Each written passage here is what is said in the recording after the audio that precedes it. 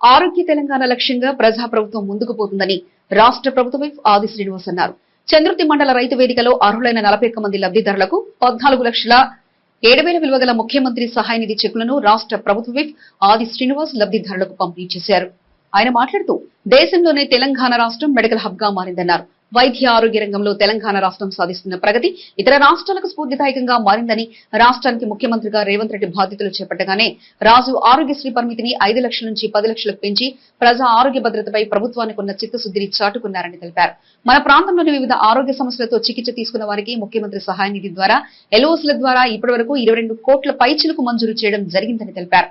పేదలకు వైద్యపరంగా ఎలాంటి ఇబ్బందులు తలెత్తకుండా ఉండాలని రాష్ట్ర ప్రభుత్వం చర్యలు తీసుకుంటుందని తెలిపారు. గత ప్రభుత్వం ముఖ్యమంత్రి సహాయ నిధి ద్వారా 10 సంవత్సరాల్లో 400 కోట్లు పంపిణీ చేస్తే ప్రజా ప్రభుత్వం ఏర్పడిన నాటి నుంచి నేటి వరకు 800 కోట్ల మేరకు లబ్దిదారులకు పంపిణీ చేయడం జరిగిందన్నారు.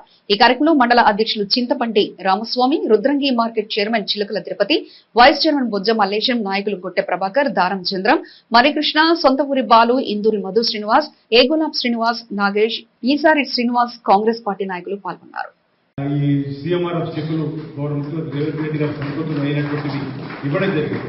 ఇది ప్రత్యేకమైనటువంటి దృష్టి పెడతా ఉన్నాం, ప్రత్యేకమైనటువంటి కోణం ఇదానికి. ఎందుకంటే పేదలు ఇబ్బంది పడకూడదని, వైద్యపరంగా సేవలు అందించాలని చెప్పని సీఎంఆర్ఎఫ్ ను ఇవ్వడం అనేది జరుగుతుందని మాట సందర్భంగా చెబుతూ, మీరు మీ ప్రాంతాల్లో పేదలకు ఏమి ఇబ్బంది కావద్దని దేవుని ప్రార్థిద్దాం.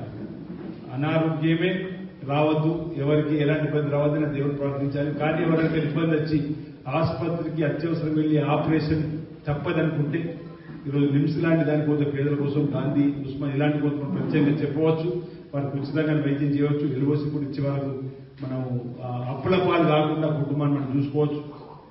లేదు జ్వరం వచ్చింది, లేదు చిన్న ఆపరేషన్ అయింది, 40,000 అయినాయి, 60,000 అయినాయి, 80,000 లక్ష అయిందంటే ఈ విధంగా సీఎం రిలీఫ్ ఫండ్ ద్వారా మనం ఇచ్చుకోవడానికి అవకాశం ఉంది. ఇంతకుముందు చెప్పినట్టుగా 5,125 మందికి అనుకుంటే ఇప్పటి వరకు మనం ఈ సీఎం రిలీఫ్ ఫండ్ చెక్కులు ఈ 20 మాసాలు ఇచ్చినాం.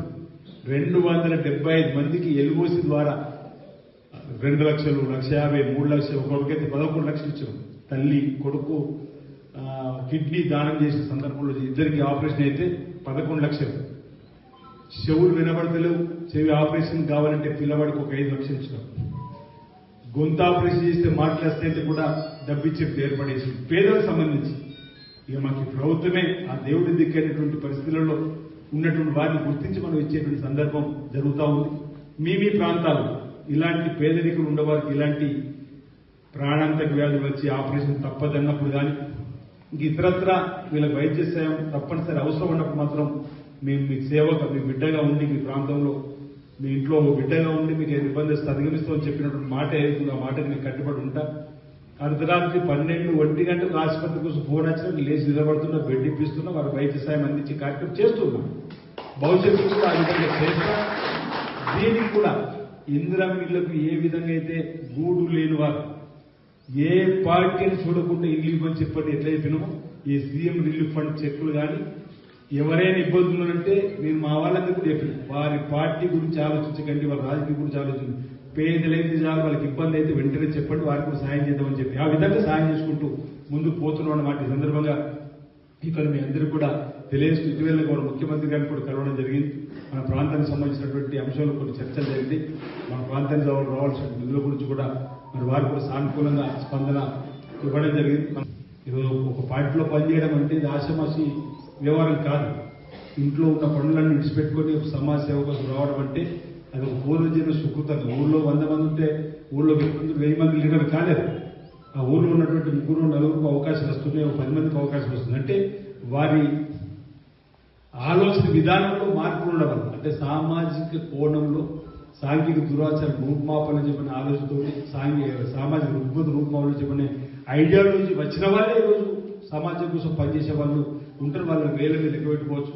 అలాంటి వాళ్ళు భవిష్యత్తులో కూడా ఇలా చిన్న చిన్న ఇబ్బందులు వచ్చిన అధిగమిస్తూ ముందుకు పోయి మీ ప్రాంతాల ప్రజలకు సేవలు అందించడంలో ఈ ప్రభుత్వం ఉంది కాబట్టి ప్రభుత్వానికి సమాచారం అందించి ప్రభుత్వం ద్వారా కార్యక్రమాలను తీసుకోవాలని చెప్పిన సందర్భం చెబుతూ మొన్నటి రోజు హైదరాబాద్ లో సాగునీటి రంగంపై సమావేశం ఏర్పడేసి మీరు చూసి ఉంటారు.